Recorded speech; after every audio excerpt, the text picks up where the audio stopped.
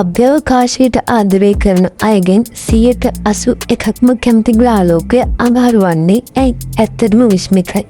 අපේ සමීපය වගේම අභිරහස් වලින් පිරුණු තැන. අපි බලමු සෞර ග්‍රහ මණ්ඩලයේ තියෙන දෙවැන්තය දිහා. ඒ තමයි ඔලිම්පස් මන්ස් ගිනිකන්ද. මේක කිලෝමීටර් 22ක් උසයි. ඒ කියන්නේ අපේ එවරස් කන්දෝගේ 3 ගුණයකටත් වඩා වැඩි.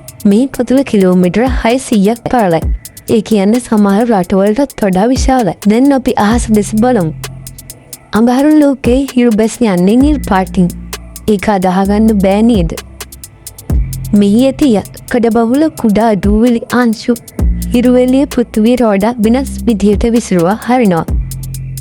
ඒ නිසයි සිතදී නිල් පාටින් පේන්නේ. අඟහරුගේ ගුරුත්වාකර්ෂණය පෘථිවියෙන් 138ක් විතර. ඒ කියන්නේ මෙහිදී ඔබට පෘථිවියට වඩා දෙගුණයකට වඩා උසට පනින්න පුළුවන්.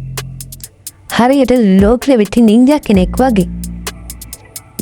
ඉහළම ගිනි කඳු නිල් පාට හිරු බැසයම් සහ අඩු ගුරුත්වාකර්ෂණය අඟහරු ලෝකය ඔබ හිතනවාට වඩා ලස්සනයි වගේම අමුතුයි.